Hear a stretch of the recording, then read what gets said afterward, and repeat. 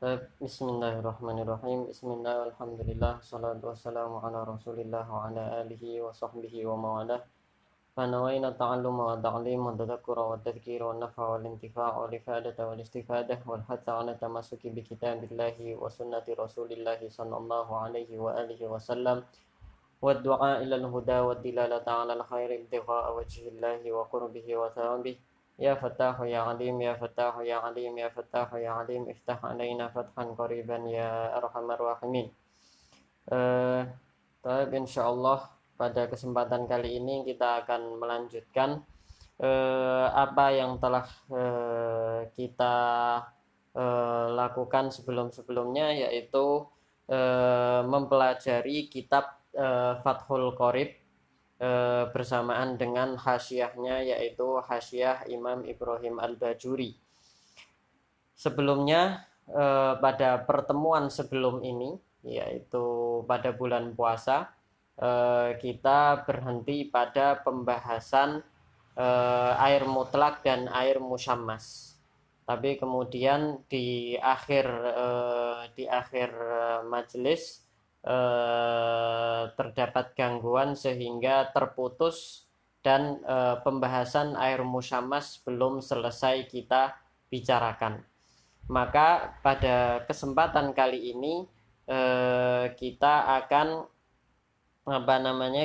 mengulang lagi secara cepat, atau mengulang lagi pembahasan mulai dari air musyammas, kemudian dilanjutkan dengan air musta'mal dan air yang berubah sifat. Langsung saja, qala al-musannifu radhiyallahu anhu wa ankum wa an walidikum wa an masyayikhikum wa an nabikum. Wa tsani tahirun mutahhirun makruhun isti'maluhu fil badani la fil thawb wa huwal ma'ul musyammas ay al-musakhan bi ta'thiri syamsi fihi, wa innama yukrahu syar'an bi qatrin harrin fi ina'in muntabi'in illa ina'an naqdaini li safai jauharihima, wa idza baruda zalatil karahatu wa ikhtara an-Nawawi adamal karahati mutlaqa, wa yukrahu aidan syadidus sukhunati wal burudah.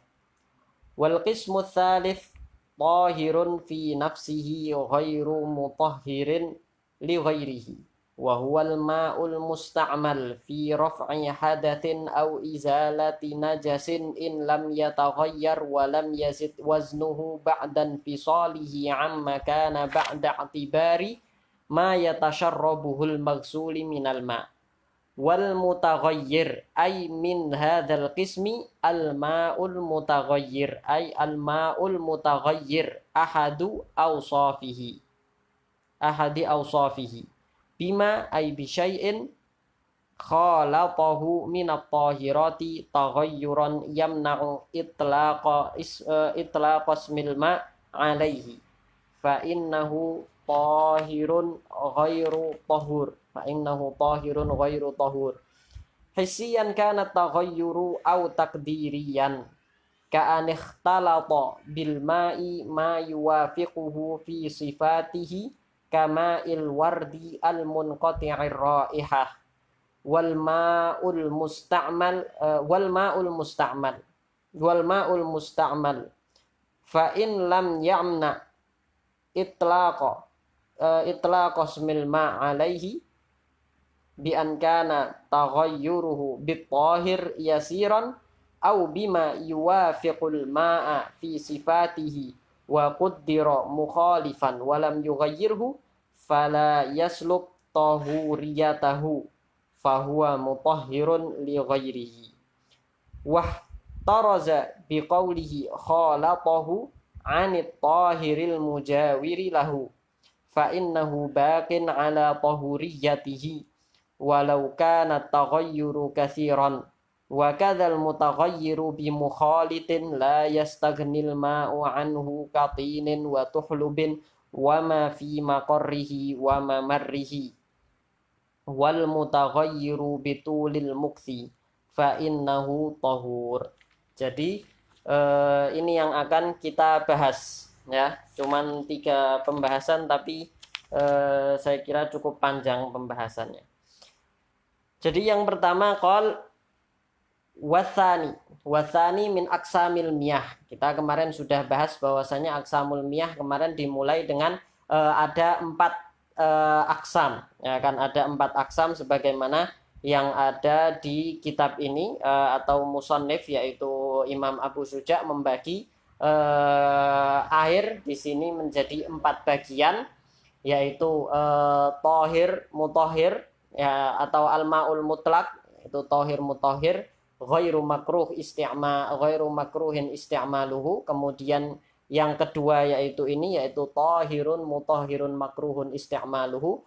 Kemudian yang ketiga tohir ghairu mutohir. Dan yang keempat apa? Yang keempat itu apa? Al-mutanajis, al-ma'al mutanajis, yaitu ghairu tohir dan juga ghairu mutohir. Nah, kemudian untuk bagian yang pertama al-qismul awal yaitu ma'ul mutlak, dia hanya 1 bagian saja. Yang kedua juga al-makruh isti'maluhu ini dia ada ma' musyammas dan juga ada air-air lain seperti syadidus sukhunah dan syadidus sukhunah, syadidul burudah, kemudian al-ma' alladhi ma'ul ardil ladzi ghadaballahu 'alaiha. Kemudian juga itu untuk yang kedua. Jadi yang kedua ini yang tohir mutohir makruh isti'maluhu ini dia ada beberapa bagian sebenarnya, atau ada beberapa ya bisa kita bilang beberapa bagian. Kemudian juga yang setelahnya ini yaitu yang qismus tsalits itu juga ada 2 bagian. Yang pertama ma' mustakmal, kemudian yang kedua adalah al-ma' al-mutaghayyir al-mutaghayyir bi mukhalatati thahir. Kemudian yang ketiga juga yang keempat yang terakhir itu juga al-mutanajis itu juga di sini dibagi menjadi 2, yaitu pembahasan ma' qalil dan al-ma' al-katsir. Oke. Sekarang kita bahas yang kedua ini tadi, yaitu wasani ay al-qismus tsani, yaitu tohirun mutohirun makruhun isti'maluhu, yaitu air yang suci dan dapat mensucikan. Jadi dia zat air itu suci. Dan tohirun mutohir, dan dapat mensucikan atau dapat digunakan untuk bersuci atau dapat mensucikan yang lainnya. Jadi dia dirinya sendiri suci dan dia juga dapat mensucikan yang lainnya. Itu tohirun mutohir. Tapi bedanya yang ini sama yang pertama, yaitu bagian yang pertama yaitu ma'ul mutlak. Kalau ma'ul mutlak itu ghairu makruh isti'maluhu, tapi kalau di ma' musammas ini dia sebenarnya mutlak juga, tapi dia makruh isti'maluhu, maka dijadikan qism atau dijadikan bagian sendiri. Jadi dia ini makruh isti'maluhu, dia sebenarnya bagian dari ma' mutlak, artinya dia tohir mutohir. Cuman dia perbedaannya dengan pembahasan ma'ul mutlak kemarin itu, kalau yang di sini ini dia meskipun dapat digunakan untuk bersuci juga, tapi hukumnya hukumnya makruh. Nah, makruhun isti'maluhu. Makruhun isti'maluhu fil badani la fi thawbi wa huwal ma'ul musyammas. Wa huwal ma'ul musyammas. Yang pertama, kita lihat dari ibarah di sini bahwasanya jadi yang makruh itu tentu kita sering misalnya di dalam bahasa Indonesia atau dalam bahasa Melayu kita sering mengatakan ini air makruh, ini anjing itu haram, babi itu haram. Maka di sini kata isti'maluhu ini menjadi sesuatu yang sering mahdzuf dalam dalam apa namanya perkataan-perkataan kita. Ketika kita katakan ini air makruh, benda itu tidak bisa dihukumi. Artinya benda itu tidak ada hukumnya. Ya kan, kita tidak ada namanya air makruh atau barang yang haram. Ya kan, barang yang haram itu tidak ada. Ya kan, yang ada itu adalah tindakan terhadap barang tersebut. Ya kan, air air itu kita katakan air musyammas ini makruh. Makruh apanya?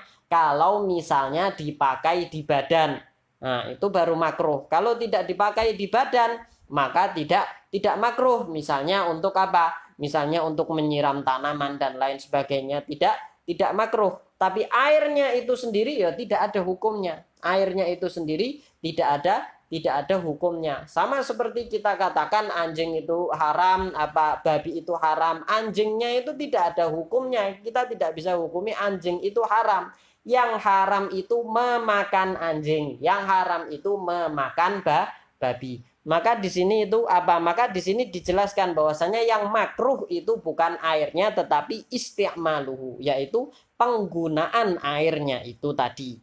Nah, kemudian dari sini kita dari ibarah ini kita sudah mulai bisa mengeluarkan syarat-syarat syarat-syarat makruhnya penggunaan air musyammas ini.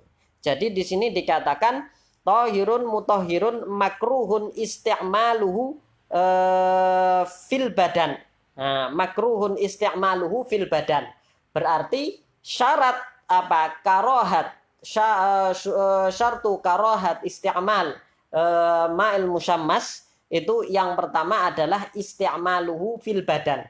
Nah, isti'maluhu fil badan zahiran au batinan, yaitu penggunaan penggunaan air musyammas itu di badan zahir atau batin. Tapi sebelum kita membahas masalah syarat ini, kita harus jelaskan dulu apa itu air musyammas. Air musyammas di sini dikatakan bahwasanya wahwa alma al musyammas itu al musakhon, air yang dipanaskan atau terpanaskan. Nah, maka di sini tidak ada tidak disyaratkan fi'lu fa'il. Artinya di sini mau sengaja dipanaskan atau dia terpanaskan itu tetap namanya air musyammas. Makanya sebagian fuqaha atau penulis kitab fikih i'tirad itu mengatakan harusnya tidak dikatakan musyammas, karena kalau musyammas itu seakan-akan seakan-akan ada syarat fi'lu fa'il, yaitu ada orang yang yusyammis, yang sengaja memanaskan air tersebut dengan dengan matahari. Maka mereka mengatakan harusnya kita menggunakan ibarah al mutasyammis. Nah, tapi yang jelas di sini udah dijawab sama sama Imam Bajuri ya, bahwasanya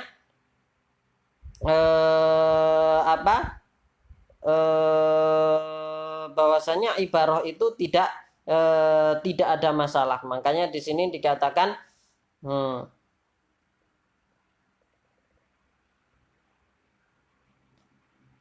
dijawab bahwasanya al musyammas di sini yang yusyammis itu fa'ilnya itu matahari, bukan nggak harus siapa, nggak harus kita atau nggak harus orang yang akan menggunakan air itu. Maka dikatakan musyammas dia ismun maf'ul, terus fa'ilnya siapa? Fa'ilnya ya matahari, dia yang memanaskan dengan cahayanya. Nah, artinya di sini berarti tidak ada masalah dengan dengan kata al musyammas itu tadi. Nah, jadi air al musyammas itu adalah air al musakhon. Al musakhon artinya dia yang dipanaskan oleh siapa? Oleh matahari itu tadi. Ya kan? Bita'thiri syamsi fihi. Yang mendapat asar, atau yang dipanaskannya itu dipanaskan dengan cahaya matahari, yang dipanaskan dengan cahaya matahari atau dipanaskan oleh matahari. Nah, tidak harus pakai cahaya. Oke, dipanaskan oleh matahari. Nah, kenapa saya katakan tidak harus kita koid dengan cahaya? Karena tidak ada syarat cahayanya itu harus mengenai air itu. Artinya air itu dalam keadaan tertutup atau air itu dalam keadaan terbuka langsung terkena pancaran matahari atau tidak langsung terkena pancaran matahari, selama air itu panas disebabkan panasnya matahari, maka dia dikatakan air musyammas. Maka dia dikatakan air musyammas. Oke. Nah, jadi di sini dikatakan apa? Ai al musakhon bi ta'thiri syams fihi. Oke, ini penjelasan atau definisi secara umum makna atau makna air musyammas itu tadi. Oke, penjelasan secara umum air musyammas itu tadi. Nah, tapi sebenarnya yang dimaksud dengan air musyammas di sini itu bukan hanya sekedar air yang panas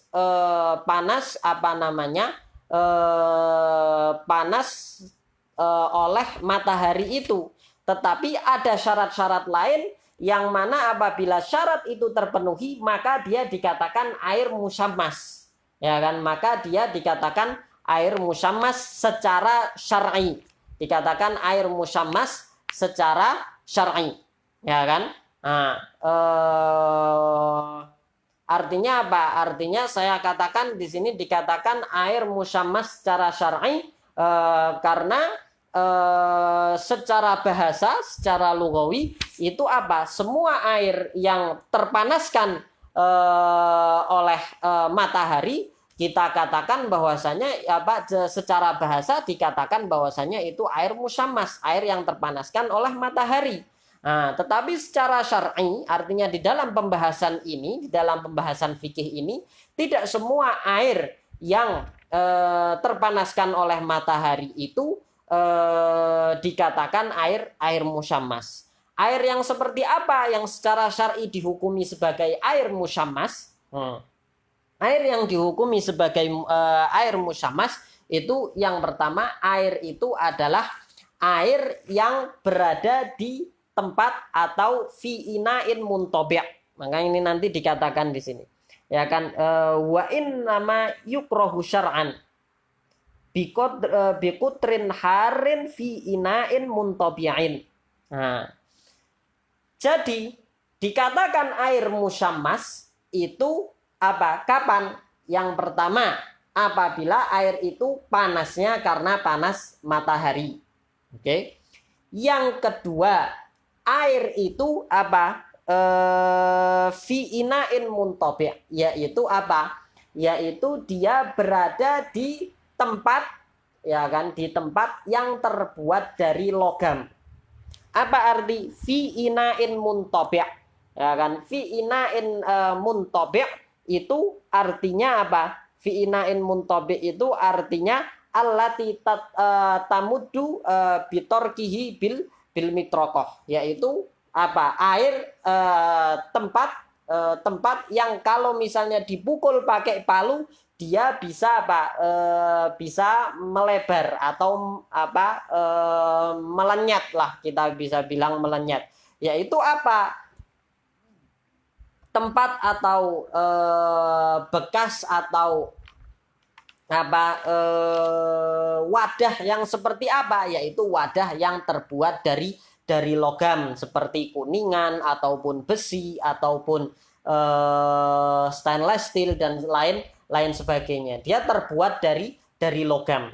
Oke? Kecuali logam apa? Kecuali logam mulia, yaitu emas ataupun perak, maka tidak termasuk di sini. Makanya di sini dikatakan illa inaun naqdai. Nah, jadi itu syarat yang kedua.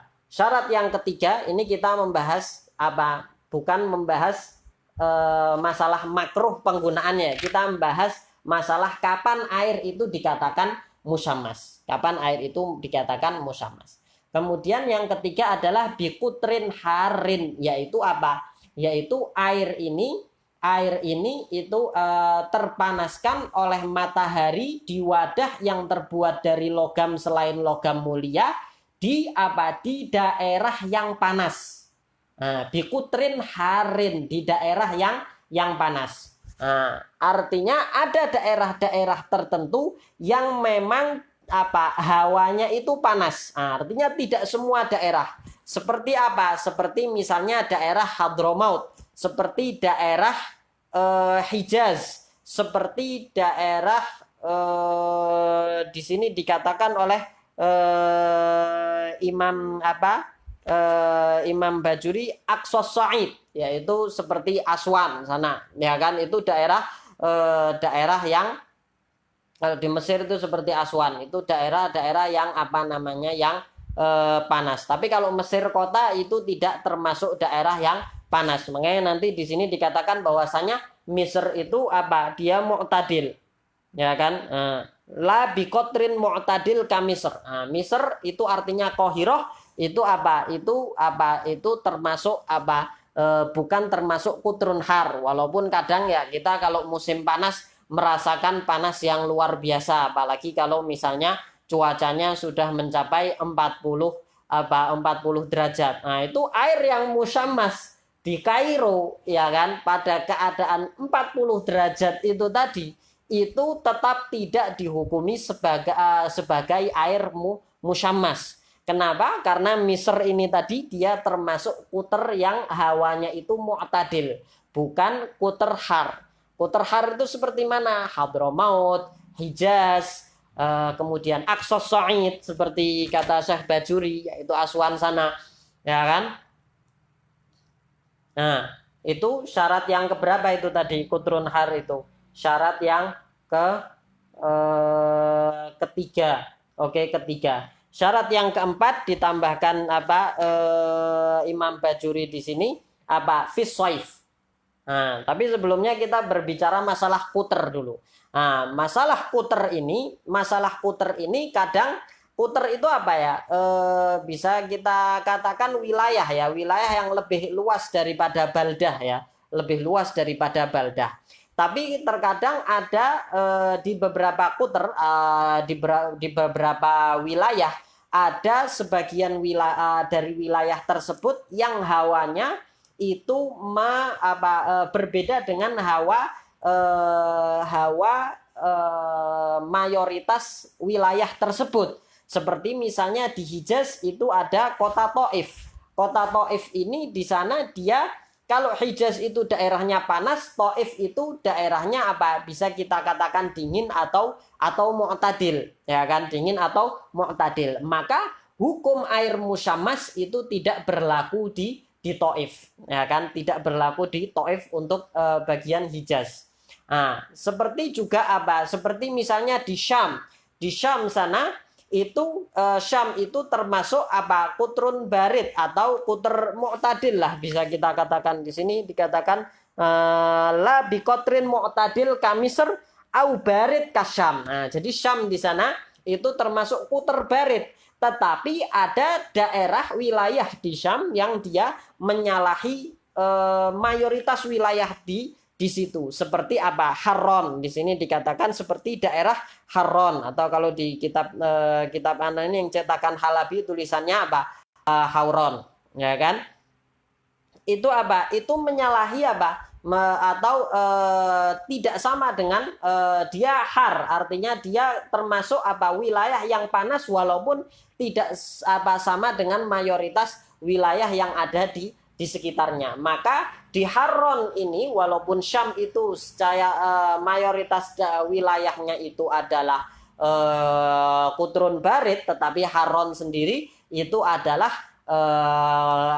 daerah yang mempunyai cuaca yang panas. Berarti di Harran ini, di Syam sana ini, Harran ini tempatnya Imam Ibnu Taimiyah ya, karena di sana Imam Ibnu Taimiyah kan Al-Harrani. Nah, itu di sana di sana itu panas. Maka di sana berlakulah hukum musyammas itu tadi. Kemudian syarat selanjutnya supaya air itu dikatakan musyammas?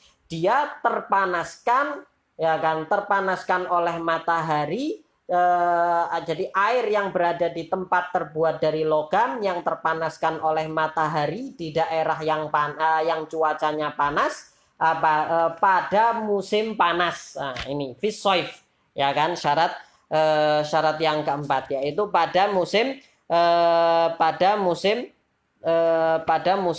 musim panas. Kemudian juga apa? Pada musim panas, kemudian juga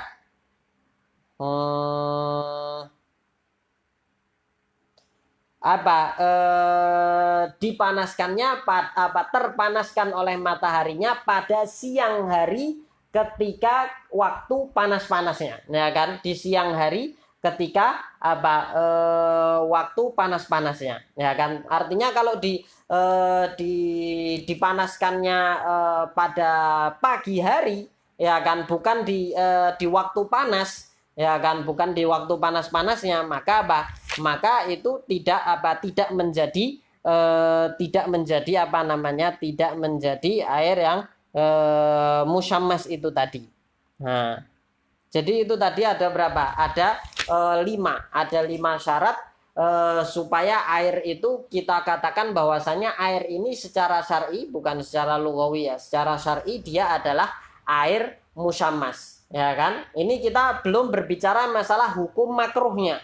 Ini kita belum berbicara masalah hukum makruhnya, nanti kita tambahin syarat-syarat lain, ya kan, kapan dia makruh. Nah, ini kok hilang semua.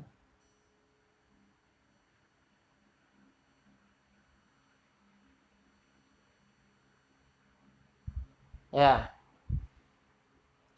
Nah, ini kita belum berbicara masalah makruhnya, yaitu kita berbicara kapan air itu dikatakan musyammas. Air itu dikatakan musyammas kapan? Apabila air tersebut berada di berada di wadah yang terbuat dari logam selain logam mulia, kemudian terpanaskan oleh matahari di daerah yang mempunyai cuaca yang panas pada musim panas pada siang hari di waktu panas, ya kan. Ada 5 syarat ini tadi sehingga air itu kita bisa katakan bahwasanya air itu adalah air musyammas. Apabila secara syar'i, apabila tidak memenuhi syarat-syarat ini, maka tidak dikatakan air musyammas, ya kan, walaupun secara bahasa kita katakan bahwasanya yaitu air yang terpanaskan oleh matahari.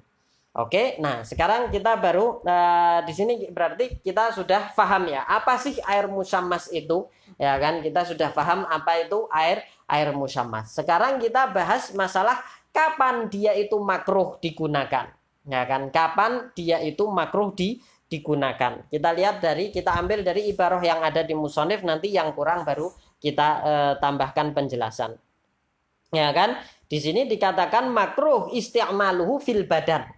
Nah, jadi dari 5 itu tadi kita tambah syarat, ya kan, karena 5 ini tadi syarat air musyammas ini tadi itu juga termasuk syarat makruh, ya kan. Artinya kan kalau tidak memenuhi syarat 5 ini kan tidak musyammas, otomatis tidak makruh. Nah, ditambahkan dari syarat 5 ini tadi, ya kan, supaya untuk dihukumi sebagai air yang makruh digunakan, ya kan, air yang makruh digunakan itu makruhun isti'maluhu fil badan. Itu yang pertama. Jadi syarat lanjutan, ya, kita bisa katakan syarat lanjutan atau syarat tambahan untuk dihukumi sebagai air yang makruh untuk digunakan. Jadi penggunaannya fil badan. Jadi dia makruh kapan? Dia makruh kalau misalnya digunakan di badan. Kalau misalnya digunakan di badan, ya kan, digunakan di badan. Badan siapa? Nah, apakah badan manusia saja atau badan hewan juga atau badan tumbuhan atau badan apa? Nah, di badan yang yang bisa terkena penyakit baros.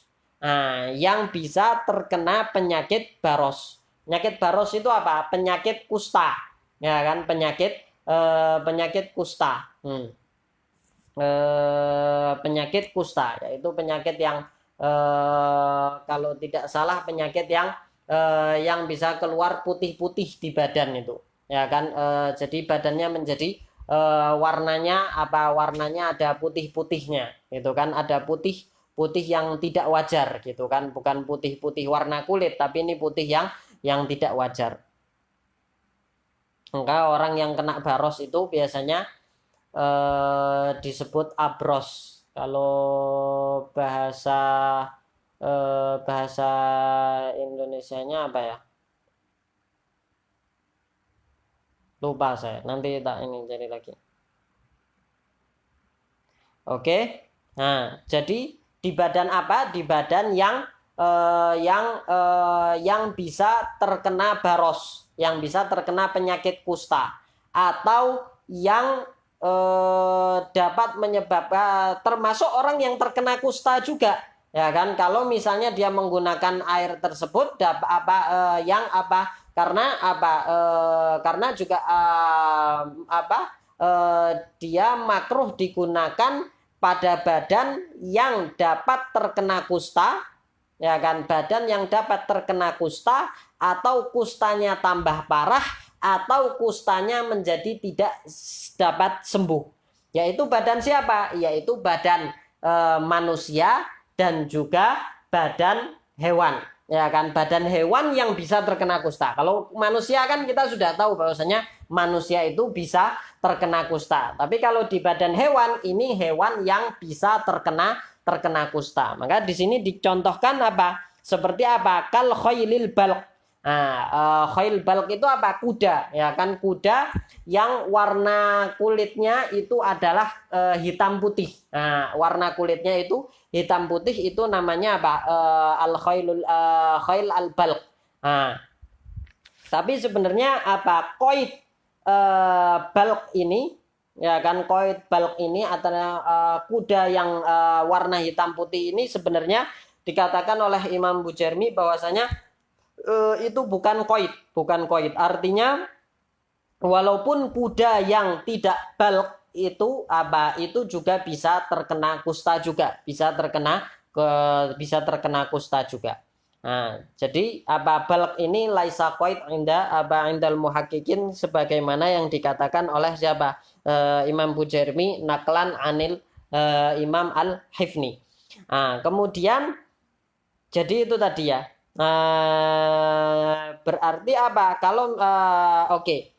Kemudian di badan apa? Di badan zahir digunakan untuk wudhu, digunakan untuk mandi, digunakan untuk cuci muka, atau apa? Zahir atau juga batin.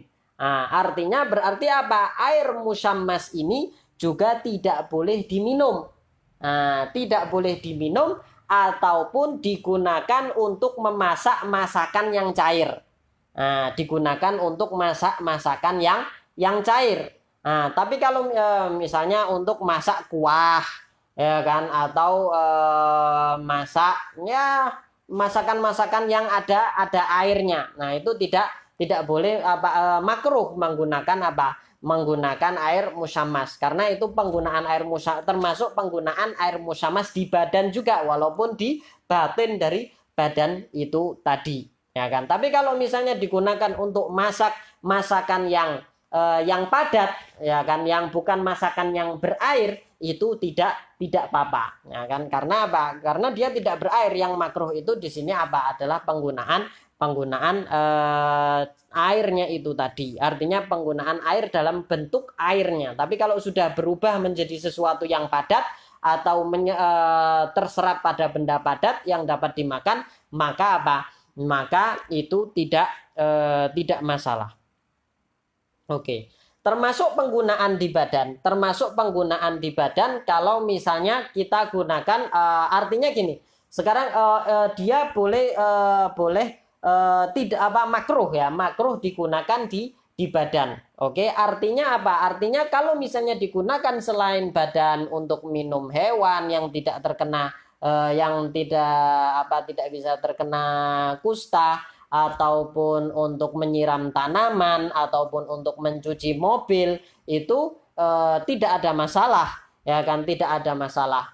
Atau untuk mencuci baju itu juga tidak ada masalah. Cuman yang masalah kalau misalnya kita mencuci baju dengan air musyammas ini, kemudian baju tersebut kita gunakan dalam keadaan belum kering dan belum dingin airnya, maka itu juga termasuk yang makruh untuk digunakan dalam penggunaan air musyammas ini tadi. Tapi kalau misalnya air itu tadi sudah didinginkan, ya kan, berarti syaratnya lagi air itu belum didinginkan. Maka nanti di sini ada wa idza baruda, ya kan. Tapi kalau misalnya air itu sudah didinginkan, itu tidak ada masalah. Itu nanti kita bahas ketika ibarahnya datang. Oke. Nah, makruhun isti'maluhu fil badan la fit thaub. Tapi tentu fit thaub tadi ada tafsir, yaitu apa? Yaitu bukan fit thaub tapi tidak digunakan dalam keadaan basah dan dalam keadaan basah dan masih ada rasa panasnya. Tapi kalau misalnya sudah kering ataupun sudah dingin walaupun basah itu tidak ada masalah. Ya kan, wa huwal ma'ul musyammas ay al musakhon bi ta'thiri syamsi fihi. Ini tadi sudah kita jelaskan. Wa inna ma yukrahu syar'an. Tadi kita berarti sudah dapat 6 ya, tambahan dari 5 syarat ini tadi. Ya kan, wa inna ma apa tadi? Oke. Wa inna ma yukrahu syar'an bi kutrin harin fi ina'in muntabi'in illa ina'un naqdain. Nah, ini tadi syarat bikutrin harin kita sudah jelaskan, ya kan. Kemudian fi ina'in muntabi'in juga kita sudah jelaskan maksud dari ina muntabi' itu tadi. Illa ina'un naqdain, kecuali logam mulia, artinya wadah yang terbuat dari logam mulia yaitu emas dan perak, li sofai jauharihima. Oke, tadi ada yang lupa dari syarat 5 ini tadi, Ana baru ingat, maaf. Oke, yaitu apa? Yaitu air musyammas itu syaratnya lagi, yaitu apa? Dia dikatakan air musyammas kapan? Ditambah lagi syaratnya itu, yaitu bihaitsu tafassola minal ma'i tafassola minal ina, ya kan? Tafassola minal ina zuhumah. Tafassola minal ina zuhumah tadharu ala wajhil ma'a kauniha munbatsatun fihi, ya kan, ma'a kauniha munbatsatan fihi. Oke, jadi tadi ada 5 ya syarat air musyammas ya yang kita sudah sepakati, kita sebutkan tadi. Ada tambahan 1 yaitu, dan ini adalah sebenarnya yang inti itu tadi, ya kan, yang inti malah kelupaan, ya kan, yang inti dari syarat air itu dikatakan musyammas, yaitu muncul dari dari ina itu tadi, dari wadah itu tadi, zuhumah, ya kan. Zuhumah di sini bahasanya menggunakan kata zuhumah. Zuhumah itu apa? Bau tidak enak, ya kan, bau tidak enak. Tapi ibarahnya yang ada di syarah Imam Romli itu wadhabitul musyammas an tu'athira fihi sukhunah bihaitsu tafassala minal ina'i ajza samah. Jadi muncul dari logam tersebut, muncul di mana? Muncul terlihat di air, ya kan, muncul dari logam tersebut. Apa? Karena terkena panasnya matahari ini muncul zat-zat yang beracun, ya kan, zat-zat yang beracun. Itu ibaratnya Imam Romli ajza samah, yaitu zat-zat atau zat-zat yang beracun. Yang ini nanti ini yang akan menyebabkan kusta itu tadi. Tapi kalau di ibaratnya Imam Bajuri di sini menggunakan kata zuhumah. Zuhumah itu artinya bau yang tidak enak, ya kan, bau yang tidak enak. Oke. Jadi seperti itu. Artinya kapan dikatakan musyammas? Kalau misalnya sudah keluar seperti itu. Jadi mungkin seperti agak berbusa-berbusa atau seperti apa, itu terlihat di air itu muncul zat-zat tersebut yang merupakan itu adalah zat-zat yang beracun. Maka itu baru dikatakan Dikatakan air musyammas. Oke, baru dikatakan air musyammas. Oke, tadi ketika kita membahas masalah badan, nah ada juga pertanyaan apakah itu badan orang hidup saja atau orang mati saja? Orang mati juga tidak boleh. Nah, itu ada khilaf antara Imam Ibnu Hajar dan Imam Romli. Nah, Imam Ibnu Hajar mengatakan ya cuman di orang hidup saja, orang mati nggak bisa nggak bisa kena kusta gitu kan. Tapi Imam Romli mengatakan bahwasanya bahwasanya hukum ini berlaku juga bagi orang yang sudah meninggal. Kenapa? Mungkin Imam Romli berdalih bahwasanya orang mati itu ya ta'adza bima ya ta'adza minhul hayy. Nah, artinya orang mati itu juga merasa tersakiti dengan apa yang orang hidup itu bisa tersakiti. Maka makruh juga bagi apabila digunakan pada orang yang meninggal itu tadi. Oke, nah kita lanjutkan. Nah, illa inaun nakdain, illa inaun nakdain, itu kecuali apa? Kecuali logam mulia. Kalau misalnya wadahnya itu terbuat dari logam mulia, yaitu apa? Yaitu emas dan perak, maka tidak makruh. Airnya itu tidak makruh untuk digunakan. Nah, meskipun menggunakan logam mulianya itu haram. Nah, artinya di sini bukan terus oh ini makruh berarti boleh digunakan. Ya tidak boleh kalau misalnya kalau tidak boleh dilihat dari segi menggunakan logam mulia yaitu emas ataupun perak. Tidak boleh menggunakan yang terbuat dari emas ataupun perak sebagaimana yang nanti akan kita bahas di bab bab inak itu nanti di babnya tersendiri. Nah, ya kan? Nah, tetapi kalau misalnya sekarang kalau misalnya dia sebenarnya terbuat dari logam biasa, cuman dia ditamwih, dicat dengan dengan logam mulia. Nah, cuman dia dicat dengan logam mulia. Apa hukumnya? Hukumnya tinggal dilihat. Nah,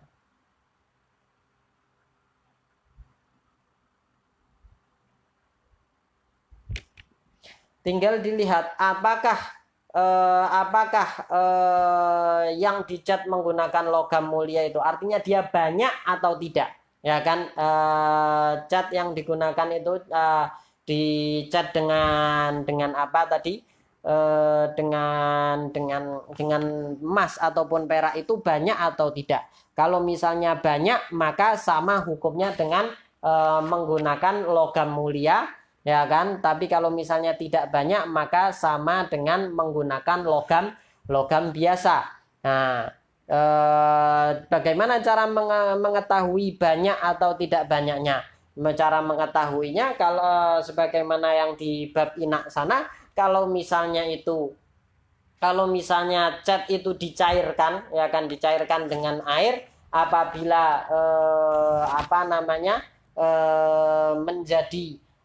menjadi kumpulan emas ataupun perak yang mempunyai nilai, ya kan, yang mempunyai nilai, maka ya hukumnya sama dengan emas dan perak, ya kan, emas dan perak.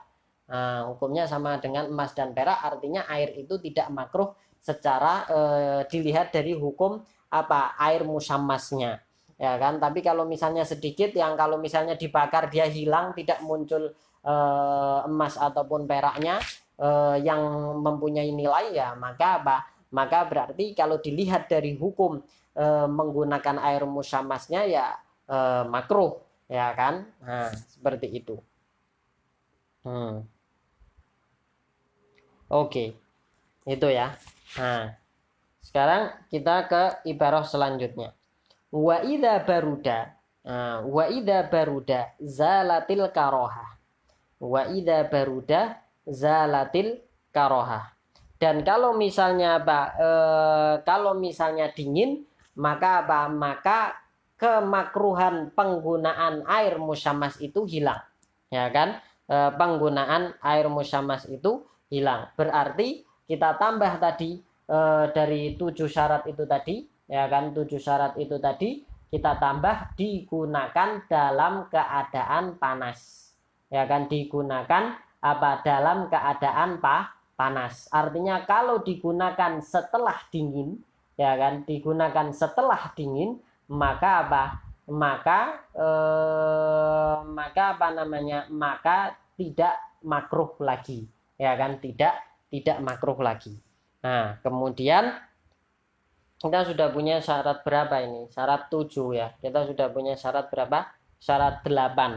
Oke, kita sudah punya syarat 8. Nah, wa idza baruda zalatil karohah. Nah, wa idza baruda zalatil karohah.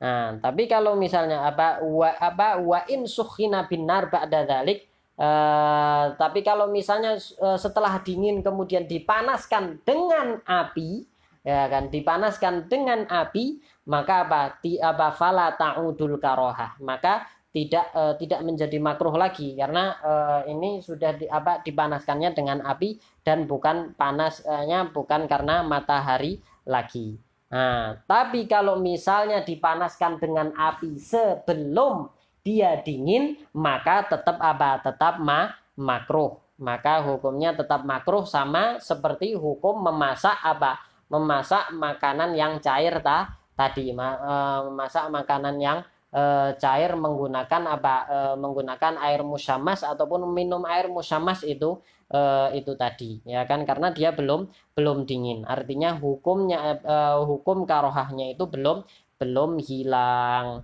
Nah, oke. Kemudian di sini dikatakan, nah, wakhtaron Nawawi adamal karohah mutlakon. Nah, dan ini ikhtiarnya Imam Nawawi. Imam Nawawi mempunyai ikhtiar. Ikhtiar itu apa? Ikhtiar itu bisa kita katakan itu adalah ijtihadnya Imam Nawawi, yang mana Imam Nawawi memandang bahwasanya di sini beliau dalam masalah ini beliau sudah mencapai derajat ijtihad, sehingga beliau mempunyai pandangan tersendiri, yaitu memandang bahwasanya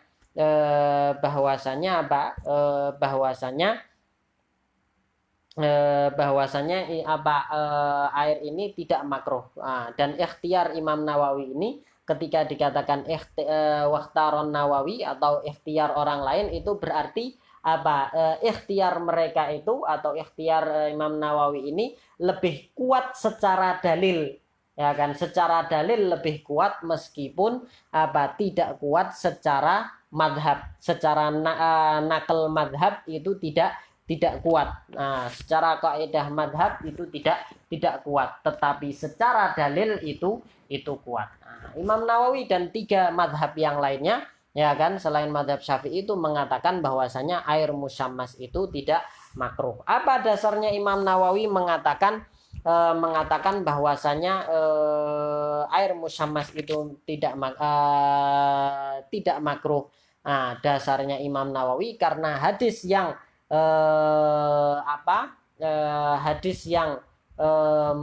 yang diriwayatkan tentang air musyammas ini adalah hadis yang dhaif sekali, ya kan, hadis yang dhaif sekali, yaitu riwayat yang mana Sayyidah Aisyah Rasulullah SAW melihat Sayyidah Aisyah itu memanaskan air di matahari, ya kan, memanaskan air di matahari. Kemudian Rasulullah SAW menegur Sayyidah Aisyah dengan mengatakan la taf'ali ya Humairah, ya kan. Nah, tapi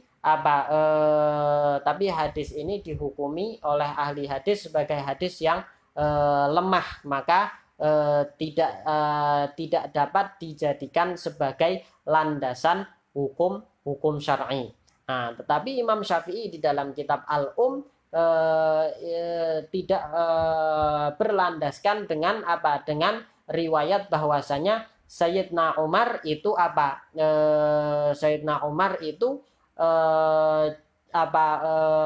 juga menghukumi bahwasanya penggunaan air musyammas ini makruh, ya kan. Nah, kemudian juga madzhab-madzhab lain mengatakan bahwasanya riwayatnya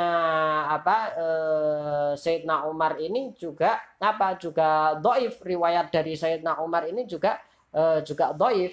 Nah, dan kalau Imam Syafi'i mengatakan bahwasanya ngambil dari bahwasanya Sayyidina Umar itu juga melarang penggunaan air musyamas dan ada kemungkinan bahwasanya itu diambil dari hadis Nabi yang didengar oleh Sayyidina Umar. Tetapi madzhab lain mengatakan bahwasanya hadis tersebut itu hadis yang dari Sayyidina Umar ini pun juga lemah, tapi dijawab bahwasanya hadis atau riwayat dari Sayyidina Umar ini banyak menyebar di kalangan salaf, di kalangan sahabat, sehingga dikatakan ijma' sukuti. Tentu pembahasannya bisa dilihat di Hasyiah Bujairmi sana untuk dalil air musyammas ini tadi. Ya kan, kenapa dia makruh. Oke, yang jelas itu tadi Imam Nawawi mengatakan tidak makruh. Oke, Imam Nawawi mengatakan tidak makruh mutlakon. Mutlakon itu artinya apa? Syarat-syaratnya terpenuhi ataupun syarat-syaratnya tidak terpenuhi. Oke, maka kita bisa katakan bahwasanya syarat-syarat air musyammas di sini syarat-syarat air musyammas di sini itu ada berapa? Tadi kita sudah kumpulkan berapa? 7, nanti kita tambahin dengan yang setelahnya ya. Tadi jadi air musyammas itu adalah air yang berada di tempat logam selain logam mulia, terpanaskan oleh matahari, ya kan, terpanaskan oleh matahari di daerah panas pada musim panas, pada siang hari waktu panas, kemudian udah 5, kemudian muncul zat-zat, ya kan, muncul zat-zat beracun yang nampak di dalam air itu. Kemudian Kemudian ini syarat air musyammas ditambahkan untuk dihukumi sebagai makruh apabila digunakan di badan, ya kan, digunakan di badan. Kemudian juga digunakan sebelum air itu dingin, ya kan. 8, digunakan sebelum air itu dingin. Kemudian digunakan sebelum air itu dingin. Nah, kemudian ditambah ditambah syaratnya kalau misalnya tidak menemukan air lain, kalau misalnya ada air lain yang tidak musyammas, ya kan, kalau misalnya ada air lain yang musyammas. Oke. Tapi kalau misalnya tidak ada air lain,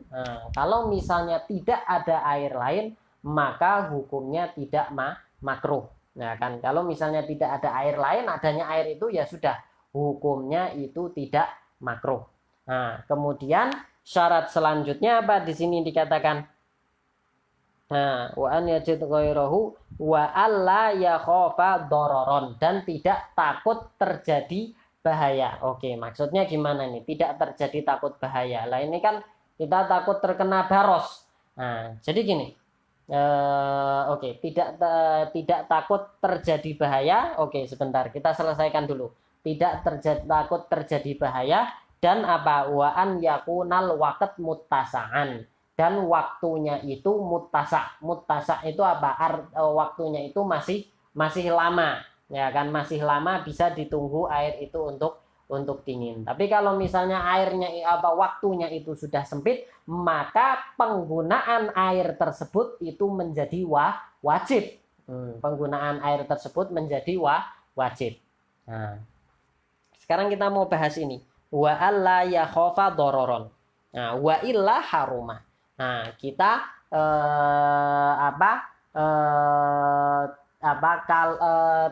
syaratnya adalah syarat kapan dia makruh kalau misalnya penggunaannya itu tidak ditakutkan dari penggunaan itu sesuatu doror, ya kan, doror atau bahaya. Oke, sebentar. Di sini kita tarik nafas dulu. Ada perlu yang dijelaskan.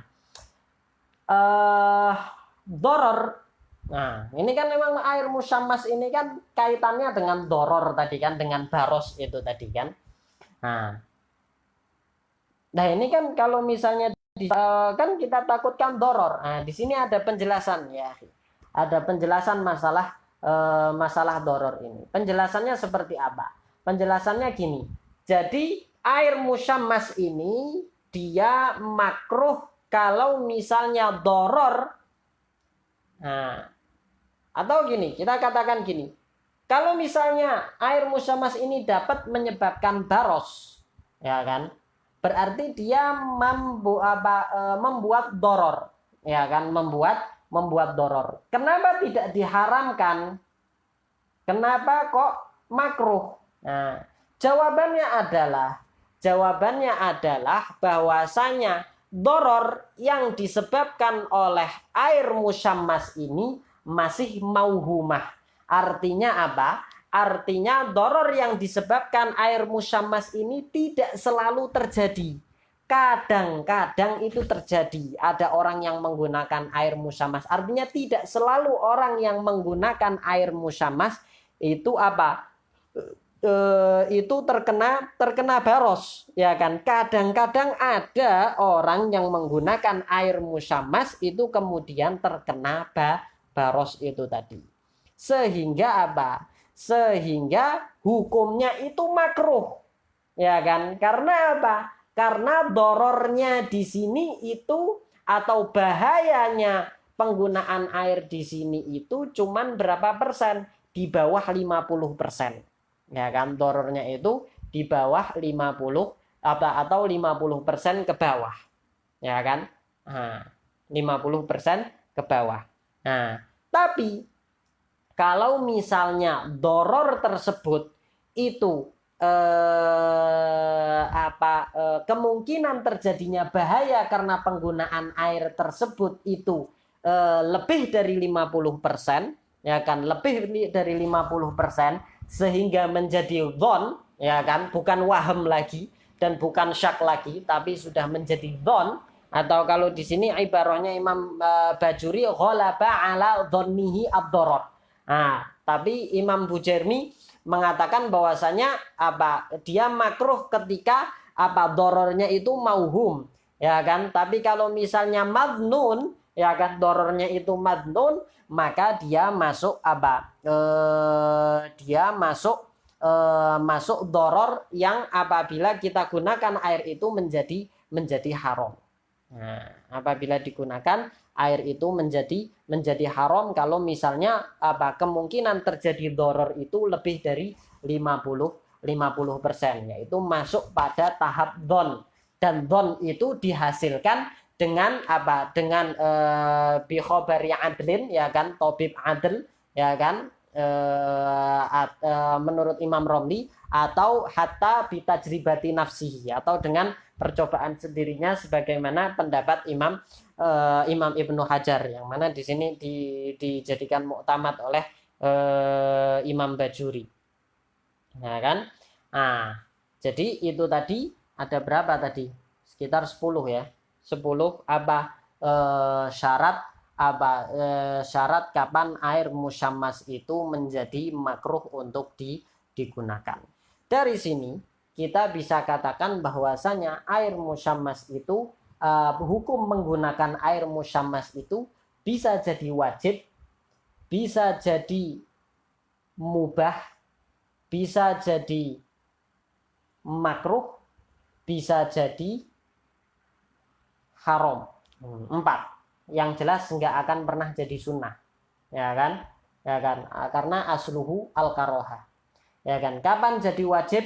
Kalau misalnya dokol waket, kalau misalnya waktunya sempit dan kalau misalnya waktunya sempit dan waktunya sempit dan kemungkinan bahaya yang dihasilkan dari penggunaan air tersebut itu tidak lebih dari 50%. Nah, itu menjadi wajib. Nah, kemudian menjadi makruh apabila memenuhi syarat-syarat itu tadi, syarat-syarat karohah itu tadi. Dan menjadi haram apabila kemungkinan penggunaannya kemungkinan bahaya yang dihasilkan dari penggunaan air tersebut itu lebih dari 50%, maka haram untuk digunakan karena akan membahayakan dirinya. Nah, maka dalam keadaan haram ini apa yang harus dia lakukan? Ya menunggu menunggu dingin atau bukan menunggu dingin, tetapi tayamum, ya kan, tayamum dan sholat. Nah, tayamum dan sholat berbeda dengan kalau kita punya air dingin, ya kan, punya air dingin dan perlu dipanaskan untuk untuk sholat dan waktunya sudah sempit. Nah, kalau kita punya air dingin, ya kan, yang nggak kuat kita gunakan, ya kan, kemudian waktu sholat sudah mau habis, ya kan, maka kita tidak boleh tayamum ketika itu, tetapi kita harus mentaskhin, harus memanaskan air ini, ya kan, memanaskan air ini walaupun waktunya keluar, tidak ada masalah, ya kan, walaupun waktunya keluar. Tetapi kalau airnya panas, ya kan, kalau airnya panas maka kita boleh tayamum dan sebelum waktunya keluar. Artinya kita harus sholat sebelum waktunya keluar dan tidak wajib menunggu air ini sampai dingin. Kenapa? Kalau memanaskan air yang panas itu kita bisa memanaskan air yang dingin itu bisa kita lakukan dengan menaikkannya di atas api. Tapi mendinginkan air yang panas itu bukan bukan kemampuan kita, ya kan, bukan kemampuan kita. Maka tidak wajib menunggu air tersebut sampai dingin dan boleh tayamum. Oke. Nah, kemudian selanjutnya wa yukrohu aidon. Nah, dan di sini selesai pembahasan air musyammas. Nah, kemudian masuk membahas masalah air-air yang juga makruh untuk digunakan. Ya kan, wa yukrohu aidon syadidus sukhunah wal burudah. Nah, syadidus sukhunah wal burudah, yaitu yang air yang sangat dingin, sangat panas dan juga sangat dingin. Air yang sangat panas dan juga sangat dingin. Kemudian apakah penggunaan air ini mutlak atau hanya pada untuk bersuci saja? Nah, tentu khilafnya ini dilihat dari apa sebenarnya illah atau sebab makruhnya menggunakan air yang sangat panas dan sangat dingin. Nah, sebagian ulama mengatakan bahwasanya illahnya itu adalah man'ul isbag, yaitu karena membuat orang tidak dapat wudhu secara sempurna, ya kan, wudhu secara sempurna, semuanya cepat-cepat asal-asalan. Karena apa? Karena tidak kuat dengan dinginnya ataupun dengan panasnya. Nah, sehingga menjadi makruh. Nah, kalau ilahnya seperti itu, berarti makruhnya hanya kalau misalnya digunakan untuk bersuci, karena menjadikan bersucinya itu tidak sempurna, ya kan. Nah, tapi sebagian ulama juga mengatakan bahwasanya ilahnya atau sebab dimakruhkannya menggunakan air yang sangat panas dan sangat dingin ini yaitu bahaya, karena menyebabkan bahaya, dapat menyebabkan bahaya pada kulit, ataupun yang sangat dingin dapat menyebabkan bahaya pada tulang.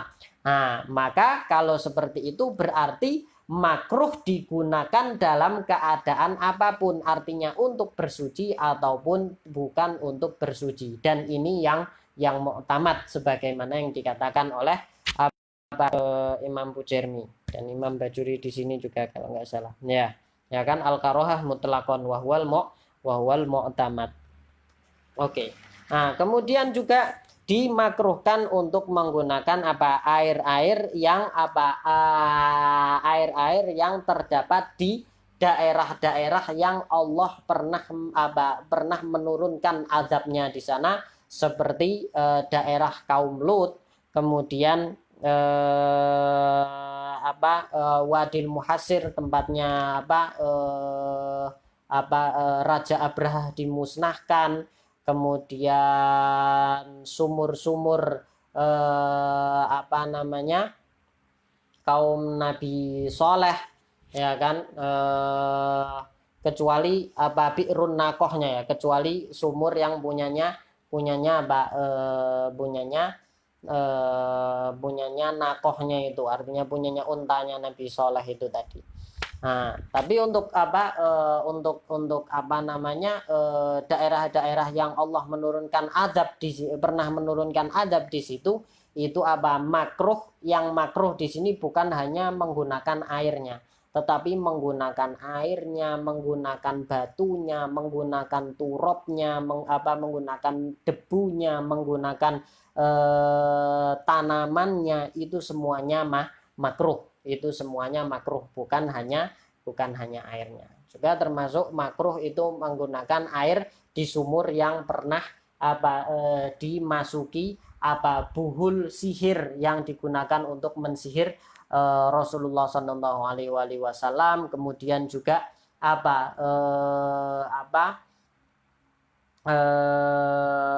juga makruh daerah menggunakan daerah Babilonia, ya kan, daerah Babil yang ada di Irak, karena itu adalah kota sihir, ya kan. Nah, itu dan sumur-sumur lainnya atau air-air lainnya yang disebutkan di sini. Oke, kita masuk ke air selanjutnya. Kita masuk ke pembahasan selanjutnya. Oke.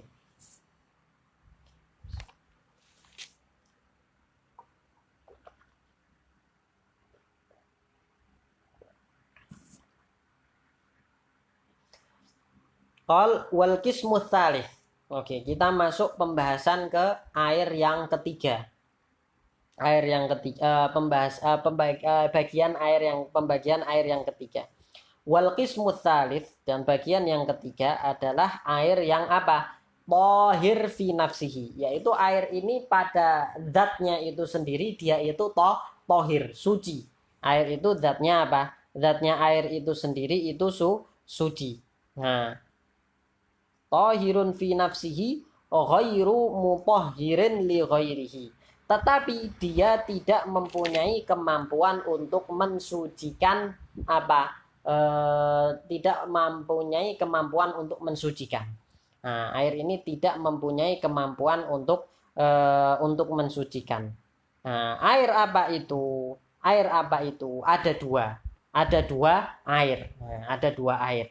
Yang pertama di sini wahwal ma'ul musta'mal. Yang pertama di sini adalah al-ma' al-musta'mal, yaitu air musta'mal. Apa sih artinya air musta'mal? Air yang digunakan. Nah, air yang sudah digunakan. Digunakan fi raf'i hadatin, yaitu air yang sudah digunakan untuk mengangkat hadas, au izalati najisin, atau untuk atau sudah digunakan untuk untuk menghilangkan najis, ya kan. Air yang sudah digunakan untuk mengangkat hadas ataupun menghilangkan najis, ya kan, dengan syarat in lam yataghayyar, kalau misalnya air itu belum berubah atau tidak berubah, ya kan, air itu tidak berubah sifatnya, walam yazid waznuhu, dan tidak bertambah berat air tersebut, ba'dan fisalihi amma kana, setelah dia terpisah dari air yang yang terkena terpisah dari benda yang terkena najis itu tadi ba'da tibarihi ma yatasharrabuhul maghsul minal ma, setelah dihitung berat air yang diserap oleh benda yang dialiri air tersebut, dan juga yang tidak disebutkan di matan di syarah di sini, dan juga setelah menghitung juga kotoran yang ikut bersama air tersebut, ya kan. Nanti akan kita jelaskan secara tafsilnya, secara tafsilnya.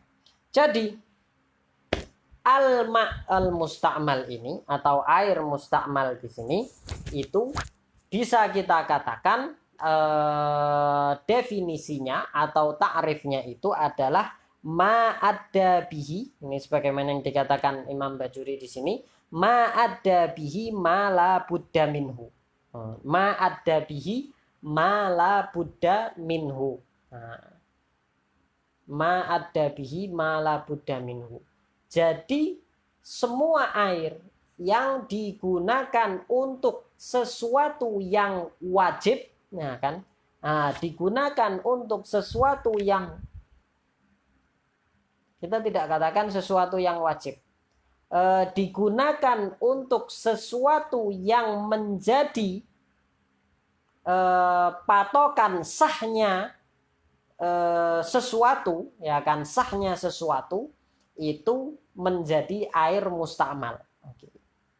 Kita tidak katakan wajib ya, karena nanti ada juga yang sunnah juga tapi dia masuk musta'mal juga. Nanti kita akan jelaskan. Oke, jadi di sini bagus, ya kan? Ma'adda bihi ma la budda minhu. Kenapa saya katakan bukan air yang digunakan untuk sesuatu yang wajib? Nah, di sini dikatakan athima syakhsu bitarkihi amla. Sama ada orang ini air ini digunakan untuk sesuatu yang menjadi patokan sah tidaknya sesuatu ini tadi, athima syakhsu bihi amla. Dia dosa ketika meninggalkan sesuatu tersebut atau tidak. Ibadatan kana amla. Perkara tersebut yang dia lakukan dengan air ini itu ibadah ataupun bukan ibadah. Selama air ini digunakan untuk sesuatu yang menjadi patokan sah dan tidak sahnya perkara sesuatu itu tadi, maka dia menjadi air musta'mal.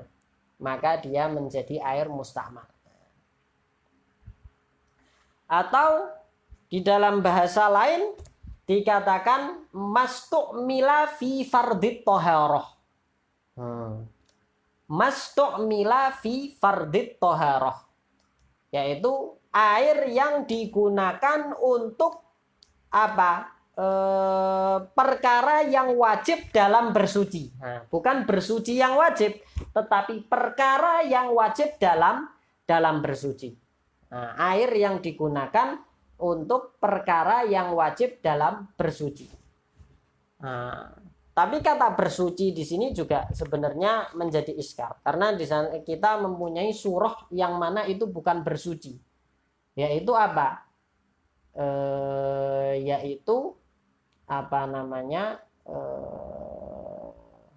yaitu mandinya orang kafir, mandinya perempuan kafir yang setelah haid supaya halal untuk suaminya yang muslim.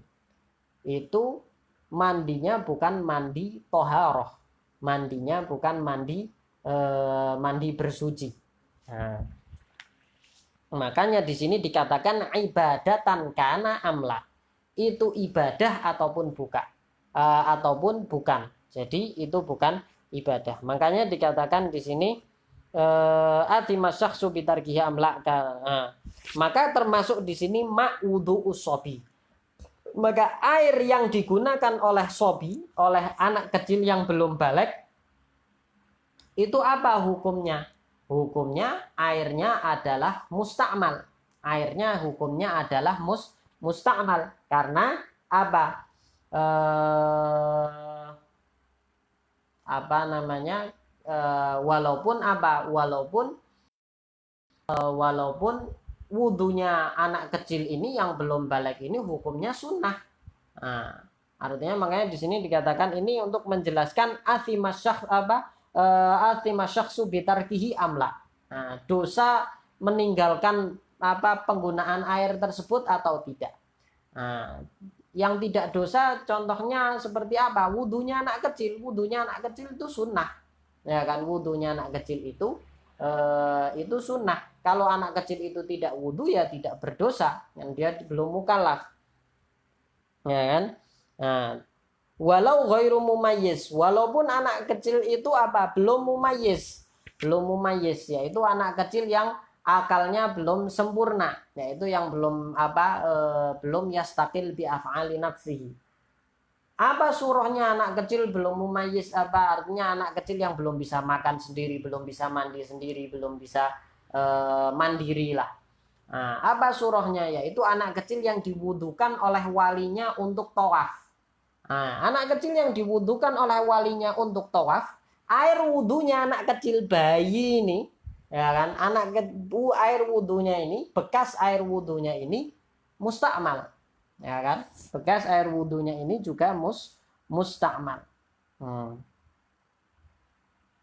Termasuk juga di sini wasyamila aidon ma'u ghuslil kafirah liyahilla wat'uha walau li ghairi halilihal muslim ba'dan qita'i haidhiha aw nifasiha fahuwa musta'mal li'annahu adda bihi ma la budda minhu wa in lam yakun ghusluha ibadah.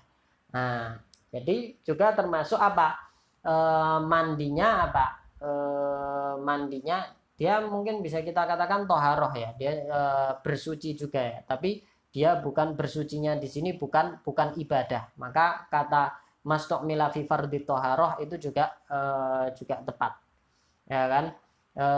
Dia bukan ibadah, dia toharoh tapi bukan ibadah.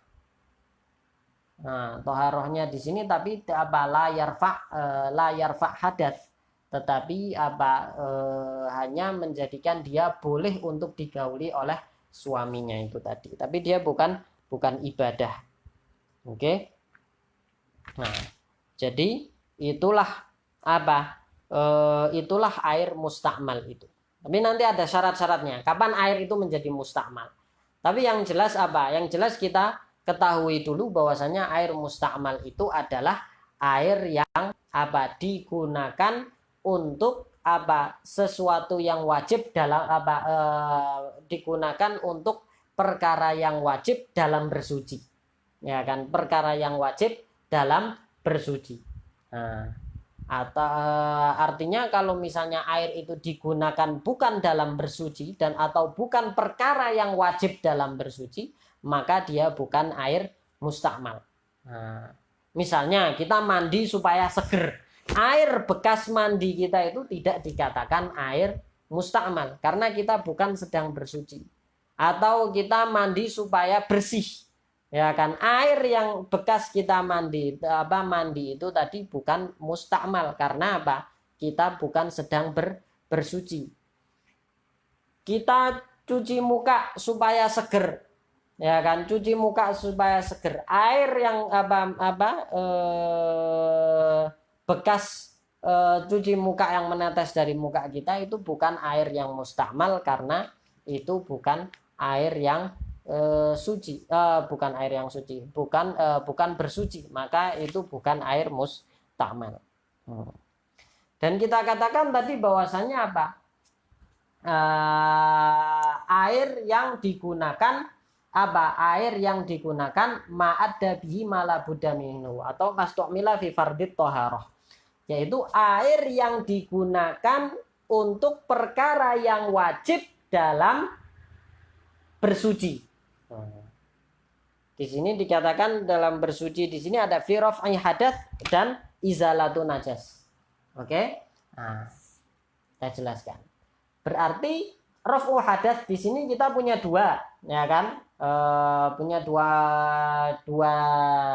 dua cara. Kalau hadas asghor kan diangkatnya dengan apa? Dengan wudhu, ya kan? Kalau hadas akbar dengan apa?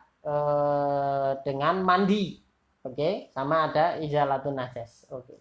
Sekarang kita bahas yang wajib dilakukan dalam wudhu, ya kan? Yang wajib dilakukan dalam wudhu itu apa? Itu adalah air basuhan pertama ketika kita membasuh anggota-anggota tubuh yang termasuk sebagai rukun wudhu. Ya kan? Itu yang wajib. Maka air itu yang digunakan untuk apa? Itu tadi itu menjadi air mustakmal. Nah, berarti apa? Air mustakmal itu adalah air yang digunakan pada basuhan pertama untuk muka, ya kan? Basuhan pertama untuk tangan, basuhan pertama untuk kepala, basuhan pertama untuk kaki. Nah, adapun untuk cuci tangan sebelum muka, untuk kumur-kumur, untuk apa? Untuk membersihkan hidung, untuk telinga, itu bukan apa? Bukan air mustakmal, air yang bekas dipakai. Kenapa? Karena itu semuanya bukan apa? Bukan perkara yang wajib dalam apa? Dalam berwudu. Ya kan? Karena itu semua bukan perkara yang wajib dalam berwudu, tapi perkara yang sunnah. Ya kan? Perkara yang sunnah dalam berwudu. Oke. Termasuk juga perkara yang sunnah apa? Air basuhan kedua dan ketiga, ya kan, untuk muka, tangan, semuanya, ya kan. Itu juga bukan yang wajib. Itu adalah apa? Perkara yang sunnah dalam bersuci. Berarti air yang digunakan untuk basuhan kedua, basuhan ketiga itu juga bukan air yang mustakmal. Jadi air yang mustakmal dalam berwudu itu adalah air basuhan pertama pada rukun-rukun wudu. Ya. Nah, itu wudu. Jadi kan raful hadas kan ada dua. Wudu sama mandi. Mandi juga. Mandi adalah air basuhan pertama ketika kita mandi. Ya kan, air basuhan pertama ketika kita mandi itulah yang dikatakan air mustakmal. Tapi air basuhan ketiga, air basuhan kedua, ketiga dan seterusnya itu bukan air yang mustakmal. Ya kan, bukan air yang mustakmal. Oke? Kemudian di sini dikatakan oke. Ini kita bahas masalah isti'mal dalam raf'ul hadath dulu. Ya kan, kita bahas air mustakmal dalam raf'ul hadath dulu. Tentu maksud dari raf'ul hadath di sini adalah inda mustakmilihi, yaitu raf'ul hadath di sini adalah menurut pemakainya. Nah, kenapa dikatakan menurut pemakainya di sini? Dikatakan menurut pemakainya di sini untuk memasukkan air wudhunya orang bermadhab Hanafi. Nah, orang yang bermadhab Hanafi ini dia wudhunya tidak pakai niat, karena niat tidak wajib dalam wudhu di dalam madhab Hanafi. Maka air wudhunya orang ini itu mustakmal apa enggak? Kenapa kok tanya air wudhunya ini mustakmal apa enggak? Lah karena wudhunya orang ini menurut kita madhab Syafi'i tidak sah. Wudhunya apa? Wudhunya tidak sah. Kenapa kok tidak sah? Tidak pakai niat. Ya kan, kalau tidak pakai niat berarti bukan wudhu, ya kan, cuman basah-basahan aja. Nah, berarti tidak mustakmal. Nah, berarti tidak mustakmal. Apa? Air wudhunya orang madhab Hanafi itu juga mustakmal. Karena maksud dari raf'ul hadath di sini atau mengangkat hadas di sini adalah menurut penggunanya. Menurut dia, si orang bermadhab Hanafi ini, dia wudhunya itu mengangkat hadas. Nah, karena menurut dia wudhunya itu mengangkat hadas, ya sudah berarti airnya itu musta'mal. Makanya di sini dikatakan wal muradu fi raf'il hadath 'inda musta'milihi. Oke. Mafhum di situ. Kemudian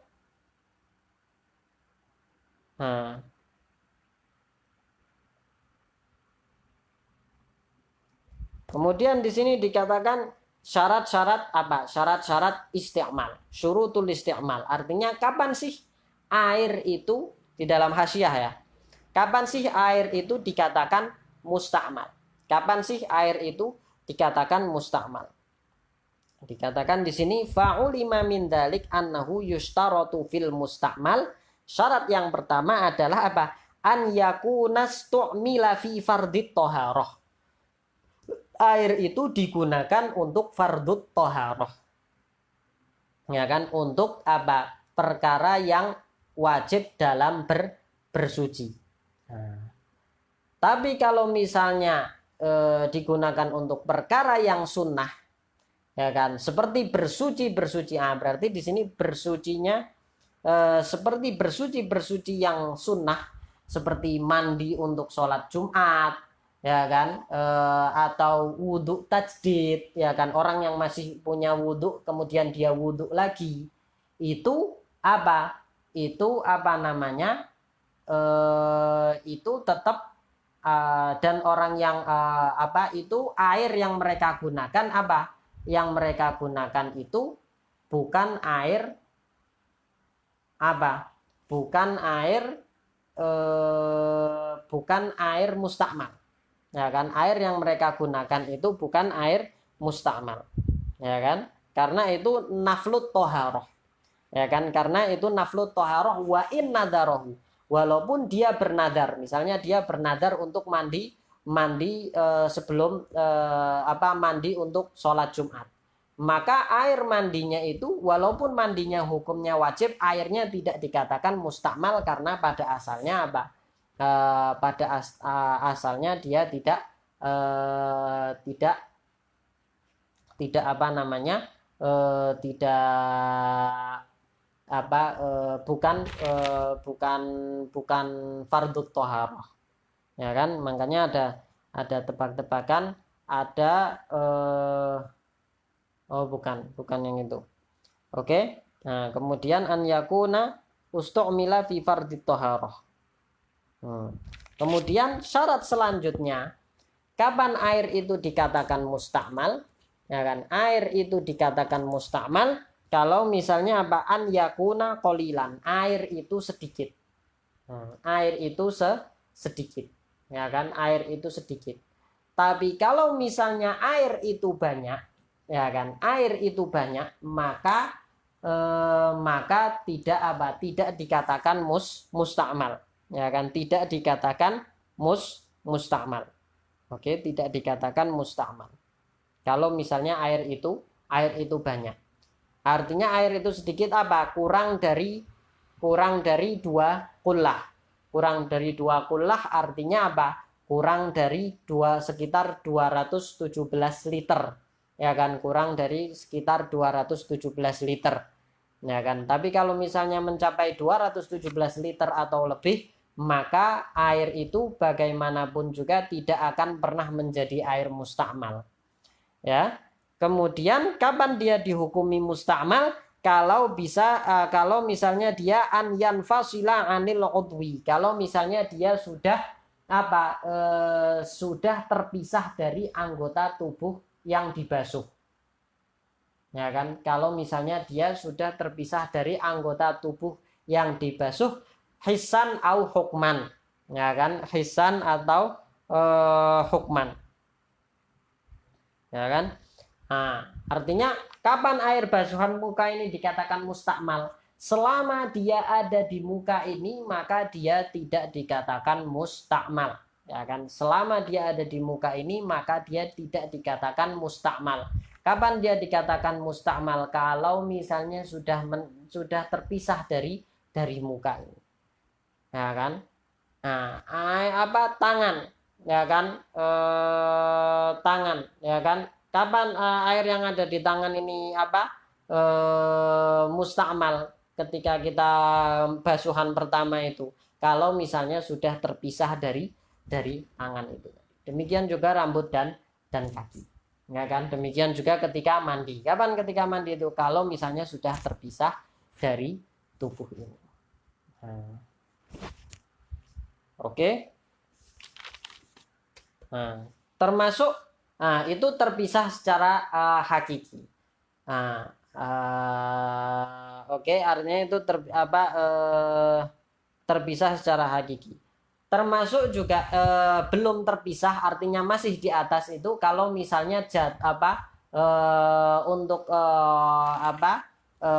artinya juga dia tidak dikatakan sudah terpisah dari anggota yang dibasuh kalau misalnya dia jatuh ke bagian yang biasanya air tersebut jatuh ke tempat tersebut. Misalnya orang wudhu kalau dari tangan ini kemudian dari tangan ini kemudian dijatuhkan ke, ya kan, misalnya dia gini kemudian dia jatuhkan ke mana, ke bagian bagian lengannya sini. Walaupun air itu jatuhnya seperti ini dari tangan gini, bukan mengalir di atas tubuh, itu tetap dihitung sebagai airnya belum dihukumi sebagai mustakmal. Walaupun itu terpisah munfasil secara his, tetapi secara hukum, ya kan, secara hukum itu muttasil, belum ada infisal.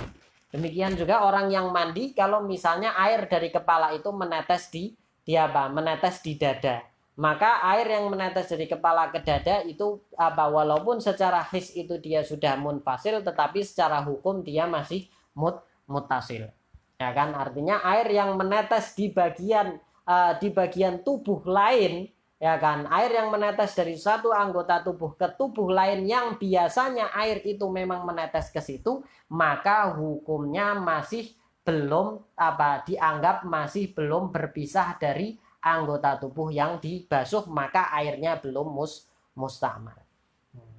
Paham ya?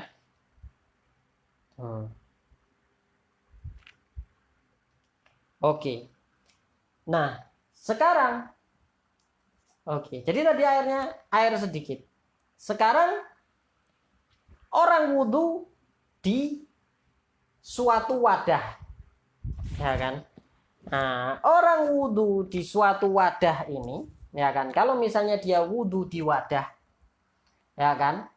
Nah, bukan orang wudhu di keran ya. Kita nggak usah berbicara tentang wudhu di keran. Kita berbicara tentang orang yang wudhu di wadah.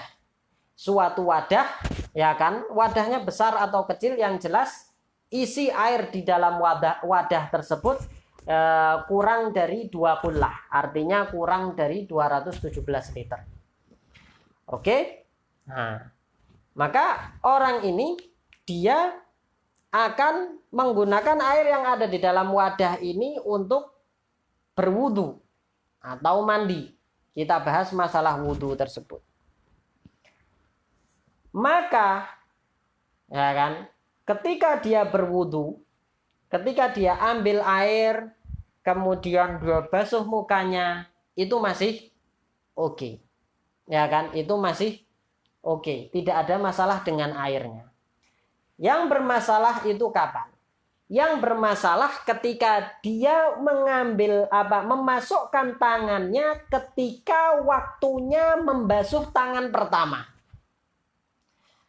Ketika dia memasukkan tangan untuk membasuh tangan pertama, ya kan? Nah, maka kalau dia memasukkan tangan ini tanpa niat untuk menciduk air itu, ya kan? Tanpa niat untuk menciduk air itu, maka berarti apa? Berarti ketika dia masukkan tangan tersebut ke dalam air itu, tangan ini terangkat hadasnya. Oke? Tangan ini terangkat hadasnya. Oke, terangkat hadasnya. Artinya apa? Artinya air yang ada di dalam wadah itu, ketika dia memasukkan tangan ini, air yang ada di dalam wadah itu terpakai untuk apa? Mengangkat hadas pada apa? Basuhan pertama. Sehingga ketika dia keluarkan tangannya dari wadah tersebut, air yang ada di apa? Air yang ada di mana namanya? Yang ada di wadah itu tadi, yang ada di bejana itu tadi menjadi air mustakmal. Kenapa menjadi air mustakmal?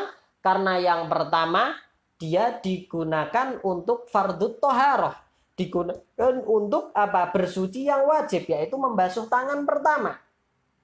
Ya kan? Kemudian airnya sedikit, kurang dari 2 kullah. Dan yang kedua, ketika dia mengangkat tangannya sudah berpisah dari anggota tubuh yang digunakan untuk apa? Untuk bersuci itu tadi. Sehingga sudah memenuhi syarat-syarat air mustakmal. Maka di sini para fuqaha, para ulama mensyaratkan, untuk ulama mazhab Syafi'iyah, mensyaratkan ketika mau menciduk air untuk membasuh tangan yang pertama, disyaratkan apa? Harus ada niyatul ightiraf. Harus ada apa? Niyatul ightiraf, yaitu niat untuk apa? Bahwasanya memasukkan tangan ini untuk apa? Untuk menciduk air, bukan untuk mengangkat hadas tangan.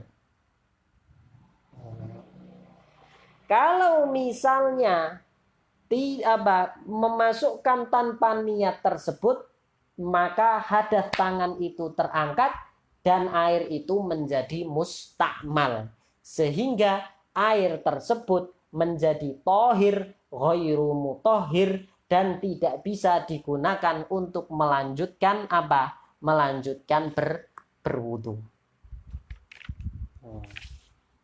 Oke? Nah, demikian juga dengan orang yang mandi.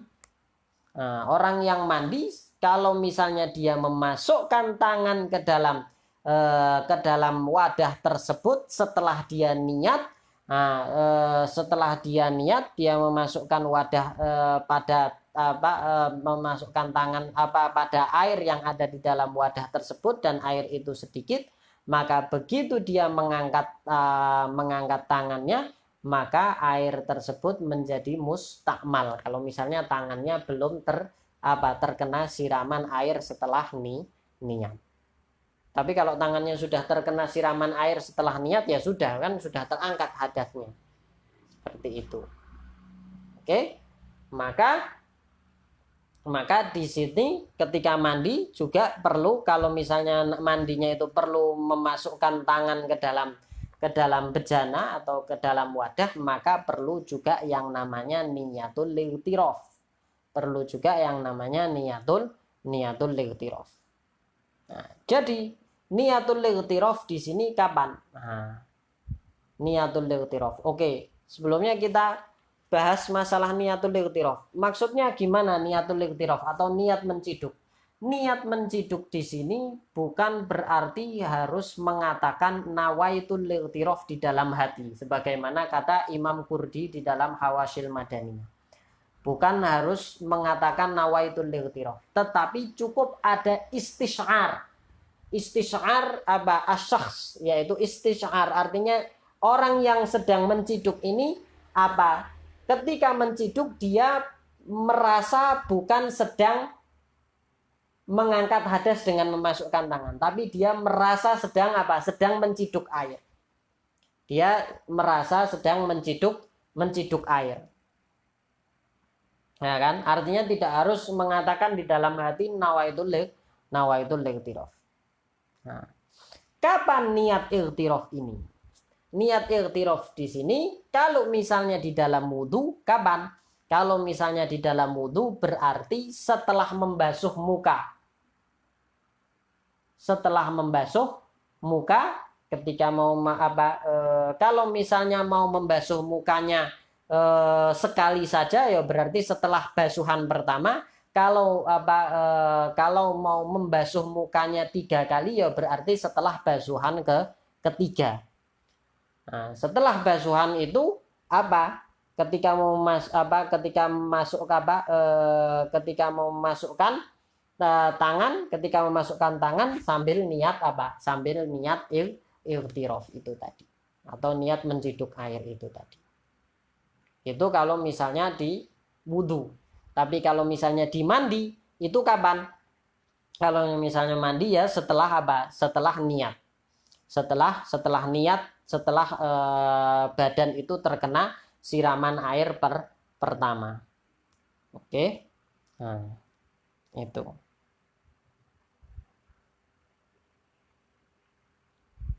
Oke.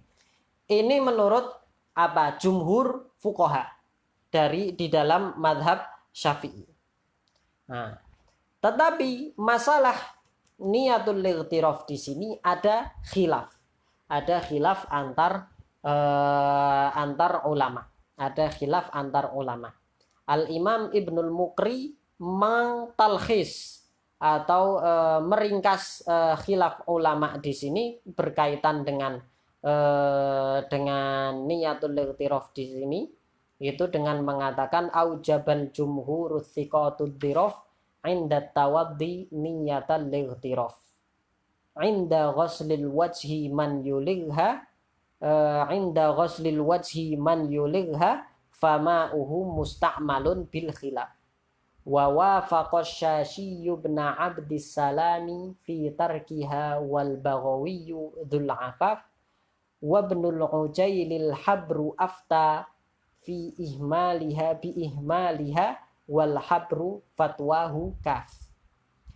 Imam Ibnul Muqri mengatakan di dalam nadhom ini bahwasanya jumhur ulama Syafi'iyah mewajibkan niat ightiraf, yaitu niat menciduk. Kapan? Inda tawaddi, ketika wudu. Kapan? Inda ghuslil wajhi man yuligha, yaitu ketika setelah setelah membasuh muka. Barang siapa yang memasukkan setelah membasuh muka, karena indah itu bisa bermakna ba'da ya. Setelah membasuh muka, yang memasukkan tangan, maka airnya itu fama'uhu musta'malun bil khilaf. Maka airnya itu musta'mal. Tapi di sini ada khilaf.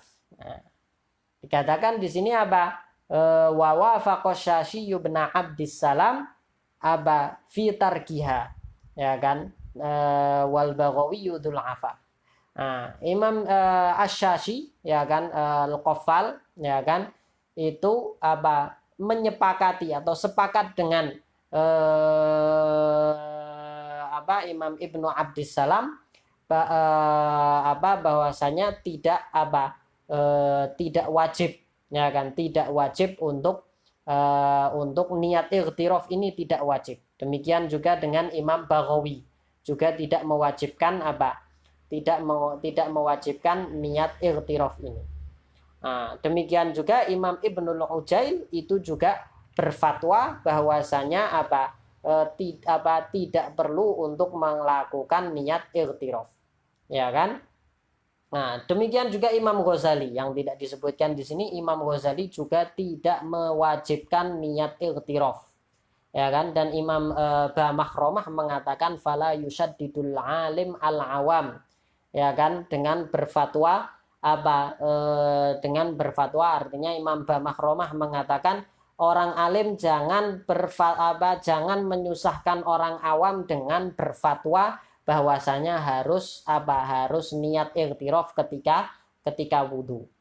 Maka dalam berfatwa dengan orang awam kita katakan bahwasanya niat ightiraf itu tidak wajib menurut Imam Ghazali, Imam Baghawi, Imam Syasyi dan Ibnu Abdis Salam.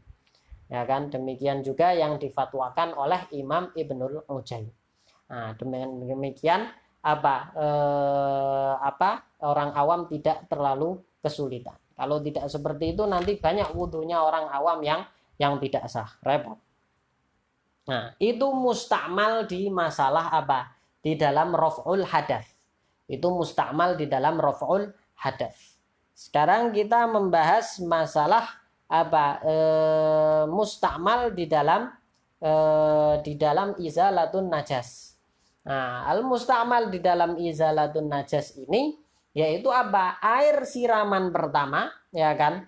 Air siraman pertama pada selain apa membersihkan, pada selain mensucikan najis anjing dan babi, ya kan? Selain membersihkan najis anjing dan babi, air siraman pertama setelah najis itu bersih, ya kan? Air siraman pertama yang bersamaan dengan siraman tersebut hilang sifat-sifat najis itu, maka itu adalah air mustakmal. Nah, kalau misalnya air yang digunakan untuk menghilangkan najis anjing dan babi itu air yang siraman ke-7. Itu yang dikatakan dengan air mustakmal. Tetapi kapan dikatakan air mustakmal? Ada syarat-syaratnya. Kapan dikatakan air mustakmal? Artinya apa? Air yang bekas buat mensuci yang najis ini dia suci hukumnya tapi tidak mensucikan, ya kan? Nah, artinya apa sih suci tidak mensucikan itu? Artinya nggak bisa buat wudhu, nggak bisa buat cebok, nggak bisa buat mandi, nggak bisa untuk menghilangkan najis. Itu airnya, maksud dari air itu suci tapi tidak mensucikan. Boleh dibuat mandi bersih-bersih, boleh. Artinya kalau mandinya untuk bersuci tidak bisa, ya kan? Walaupun sunnah tidak bisa. Tapi kalau mandi cuma buat seger-seger untuk bersuci itu tidak masalah, ya kan? Tidak masalah. Untuk diminum makruh, tapi kalau diminum makruh karena menjijikan, ya kan? Nah, atau untuk nyiram tanaman tidak masalah, ya kan? Nyuci baju tidak masalah, ya kan? Tapi air yang suci dan tidak mensucikan ini tidak bisa dibuat mandi untuk ibadah, tidak bisa buat wudhu, tidak bisa buat cebok, tidak bisa buat menghilangkan najis. Nah, itu air yang suci tapi tidak mensucikan. Itu semuanya harus pakai air yang suci dan mensucikan. Oke, nah. Jadi air mustakmal, air yang mustakmal atau bekas digunakan untuk mensucikan najis ini dia menjadi suci dan tidak mensucikan kapan? Yaitu pada air terakhir, air pertama setelah apa? Setelah sifat-sifat air siraman pertama yang bersamaan dengan hilangnya sifat-sifat najis tersebut. Kalau yang najis yang dihilangkan bukan najis babi ataupun anjing. Tapi kalau najis yang dihilangkan itu adalah najis babi ataupun anjing, maka air yang ke-7. Oke, dengan syarat. Dengan syarat apa? Dengan syarat yang pertama, syaratnya najisnya sudah tidak ada. Ya kan? Dengan siraman tersebut tidak ada najis yang tersisa di tempat yang disucikan itu. Kalau najis itu masih ada di tempat yang disucikan itu, berarti apa? Berarti air yang bekas siraman itu tadi itu airnya hukumnya najis. Ya kan? Airnya hukumnya najis. Itu syarat yang pertama. Syarat yang kedua, air tersebut tidak berubah sifatnya. Nah, kan air yang digunakan sifat tersebut mungkin setelah disiram najisnya sudah tidak ada bentuk najisnya, tidak ada baunya, tidak ada warnanya, tidak ada rasanya sudah. Tapi airnya ini berubah warnanya atau berubah baunya atau berubah rasanya. Maka berarti Berarti artinya berubah dengan sifat najis itu tadi ya. Berubah dengan sifat najis, bukan berubah dengan sifat kotoran yang ada di pakaian ataupun apa yang dicuci itu tadi. Ya kan, berubah dengan sifat najis itu. Artinya kalau misalnya najisnya itu adalah kotoran hewan, jadi ada bau kotorannya atau warna kotorannya atau rasa kotorannya itu tadi. Ya kan? Jadi syarat yang kedua, airnya tidak berubah. Ya kan? Airnya tidak berubah sifatnya. Syarat yang ketiga, syarat yang ketiga, airnya itu warid alal ma. Artinya airnya itu ngucur ke apa? Ke najis yang dihilangkan. Bukan najisnya dimasukkan ke dalam air tersebut. Kalau najisnya dimasukkan ke dalam najis tersebut, itu airnya malah jadi najis. Jadi syaratnya di sini airnya mengucur ke apa? Mengucur melewati apa? Barang yang dibersihkan itu tadi. Kalau airnya itu ada di tempat, kemudian najisnya yang dimasukkan atau barang yang ada najisnya dimasukkan, najisnya tidak suci, airnya jadi najis. Nanti akan kita bahas cara membersihkan najis di bab setelahnya. Oke, kemudian syarat yang terakhir, berat airnya tidak bertambah. Nah, berat airnya tidak bertambah. Maksudnya gimana berat airnya tidak bertambah? Setelah air itu disiramkan kepada najis, berat air yang habis disiramkan kepada najis tersebut tidak bertambah. Setelah dikurangin dikurangi air yang terserap oleh atau tertinggal pada benda yang disiram ini tadi, dan setelah ditambah dengan berat kotoran yang ikut bersama air ini tadi.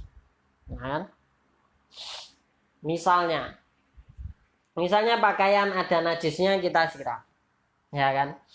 Kita siram, oke? Airnya harus ngucur, oke, ngucur. Setelah kita siram, najisnya hilang. Sisa airnya gimana ini? Sisa airnya apa? Tidak berubah. Oke. Tinggal syarat yang terakhir. Syarat yang terakhir apa? Ukurannya tidak nambah. Nah, kita lihat air yang kita siram tadi berapa? 1 liter. Misalnya, ya kan? Kita siram 1 liter. Oke. Dikurangi yang terserap oleh baju ini berapa? Misalnya yang terserap oleh baju ini 1/3 liter, berarti apa? Masih ada sisa 2/3 liter. Oke. Nah, kita tambahi berapa? Kita tambahi ditambah dengan kotoran baju ini yang ikut bersama air. Berapa? Kotoran baju. Kita nggak pakai liter ya, karena ini wazan. Yang dihitung adalah wazan, kilo. Berarti kita pakai kilo, bukan pakai liter. Karena liter itu bukan berat. Oke, jadi misalnya air yang kita siramkan adalah 1 kilo. Beratnya 1 kilo. Ya kan? Dikurangi yang terserap oleh pakaian misalnya 1/3 kilo. Ya kan? 1/3 kilo. Kemudian kotoran dari baju ini yang ikut bersama air 1/3 kilo juga. Berarti harusnya berat air ini berapa? 1 kilo. Ya kan? Dikurangin 1/3 ditambah 1/3, ya kan? Berarti masih tetap 1 kilo. Nah, kalau seperti itu berarti apa? Berarti air tersebut suci dan tidak mensucikan. Ya kan? Karena apa? Karena beratnya pas, tidak bertambah. Oke? Beratnya pas dan tidak bertambah. Kalau kurang tidak apa-apa, kalau bertambah itu yang masalah. Misalnya, harusnya tadi kan 1 kilo, kan yang terserap berapa tadi? Yang terserap oleh pakaian 1/3 kilo. Kotoran yang ikut juga 1/3 kilo. Ya kan? Kotoran yang ikut juga 1/3 kilo. Harusnya berapa berarti air itu? Air itu berarti harusnya 1 kilo. Ya kan? Tapi kalau air itu menjadi 1 kilo lebih 1/3, ya kan? Ya kan, 1 kilo lebih 1/3 berarti apa? Yang lebih itu adalah najis. Maka air ini hukumnya najis. Ya kan? Maka air ini hukumnya najis. Tapi kalau air itu 1 kilo atau kurang dari 1 kilo, berarti air itu suci dan suci dan tidak mensucikan. Tohir ghairu mutohir. Jadi seperti itu. Itu air bekas siraman atau air bekas untuk mencuci atau mensucikan yang najis ini disebut dengan ma'ul ghusalah, air ghusalah. Oke, disebut dengan air ghusalah. Selanjutnya itu pembahasan berkaitan dengan al-mutaghayyir. Tapi waktunya sudah habis karena sudah berlangsung selama 2 jam. Karena kalau lebih panjang dari ini nanti tidak bisa konsentrasi.